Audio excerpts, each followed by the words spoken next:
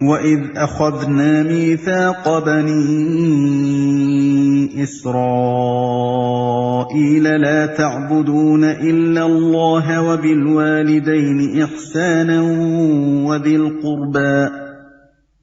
الْقُرْبَى وَالْيَتَامَى وَالْمَسَاكِينِ وَقُولُوا لِلنَّاسِ حُسْنًا وَأَقِيمُوا الصَّلَاةَ وَآتُوا الزَّكَاةَ ثُمَّ تَوَلَّيْتُمْ إِلَّا قَلِيلًا مِّنكُمْ وَأَنتُم مُّعْرِضُونَ۔ یاد کرو اسرائیل کی اولاد سے ہم نے پختہ عہد لیا تھا کہ اللہ کے سوا کسی کی عبادت نہ کرنا، ماں باپ کے ساتھ، رشتہ داروں کے ساتھ، یتیموں اور مسکینوں کے ساتھ نیک سلوک کرنا، لوگوں سے بھلی بات کہنا، نماز قائم کرنا اور زکوٰۃ دینا، مگر تھوڑے آدمیوں کے سوا تم سب اس عہد سے پھر گئے اور اب تک پھرے ہوئے ہو۔ وَإِذْ أَخَذْنَا مِيثَاقَكُمْ لَا تَسْفِكُونَ دِمَاءَكُمْ وَلَا تُخْرِجُونَ أَنفُسَكُمْ مِنْ دِيَارِكُمْ ثُمَّ أَقْرَرْتُمْ وَأَنْتُمْ تَشْهَدُونَ۔ پھر ذرا یاد کرو ہم نے تم سے مضبوط عہد لیا تھا کہ آپس میں ایک دوسرے کا خون نہ بہانا اور نہ ایک دوسرے کو گھر سے بے گھر کرنا، تم نے اس کا اقرار کیا تھا، تم خود اس پر گواہ ہو۔ ثم أنتم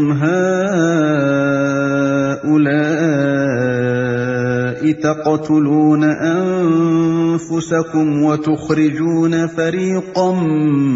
منكم من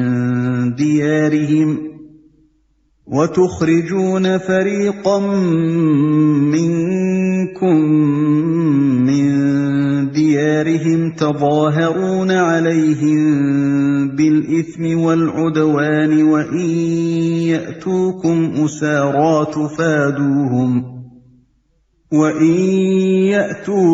أسارى تفادوهم وهو محرم عليكم إخراجهم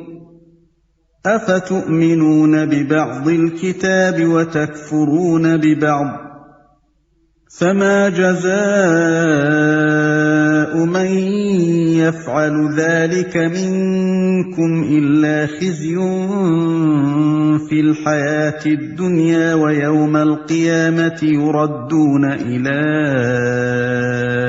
أشد العذاب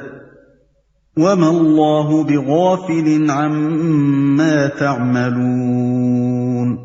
مگر آج وہی تم ہو کہ اپنے بھائی بندوں کو قتل کرتے ہو، اپنی برادری کے کچھ لوگوں کو بے خانما کر دیتے ہو، ظلم و زیادتی کے ساتھ ان کے خلاف جتھے بندیاں کرتے ہو، اور جب وہ لڑائی میں پکڑے ہوئے تمہارے پاس آتے ہیں تو ان کی رہائی کے لیے فدیے کا لین دین کرتے ہو، حالانکہ انہیں ان کے گھروں سے نکالنا ہی سرے سے تم پر حرام تھا۔ تو کیا تم کتاب کے ایک حصے پر ایمان لاتے ہو اور دوسرے حصے کے ساتھ کفر کرتے ہو؟ پھر تم میں سے جو لوگ ایسا کریں ان کی سزا اس کے سوا اور کیا ہے کہ دنیا کی زندگی میں ذلیل و خوار ہو کر رہیں اور آخرت میں شدید ترین عذاب کی طرف پھیر دیے جائیں۔ اللہ ان حرکات سے بے خبر نہیں ہے جو تم کر رہے ہو۔ تو کیا تم کتاب کے ایک حصے پر ایمان لاتے ہو اور دوسرے حصے کے ساتھ کفر کرتے ہو؟ نبی صلی اللہ علیہ وسلم کی آمد سے پہلے مدینے کے اطراف کے یہودی قبائل نے اپنے ہمسایہ عرب قبیلوں اوس اور خزرج سے حلیفانہ تعلقات قائم کر رکھے تھے۔ جب ایک عرب قبیلہ دوسرے قبیلے سے برسر جنگ ہوتا تو دونوں کے حلیف یہودی قبیلے بھی اپنے اپنے حلیف کا ساتھ دیتے اور ایک دوسرے کے مقابلے میں نبرد آزما ہو جاتے۔ یہ فعل صریح طور پر کتاب اللہ کے خلاف تھا اور وہ جانتے بوجھتے کتاب اللہ کی خلاف ورزی کر رہے تھے، مگر لڑائی کے بعد جب ایک یہودی قبیلے کے اسیران جنگ دوسرے یہودی قبیلے کے ہاتھ آتے تھے تو غالب قبیلہ فدیہ لے کر انہیں چھوڑتا اور مغلوب قبیلہ فدیہ دے کر انہیں چھڑاتا تھا، اور اس فدیے کے لین دین کو جائز ٹھہرانے کے لیے کتاب اللہ سے استدلال کیا جاتا تھا۔ گویا وہ کتاب اللہ کی اس اجازت کو تو سراخوں پر رکھتے تھے کہ اسیران جنگ کو فدیہ لے کر چھوڑا جائے، مگر اس حکم کو ٹھکرا دیتے تھے کہ آپس میں جنگ ہی نہ کی جائے۔ أولئك أولئك الذين اشتروا الحياة الدنيا بالآخرة فلا يخفف عنهم العذاب ولا هم ينصرون۔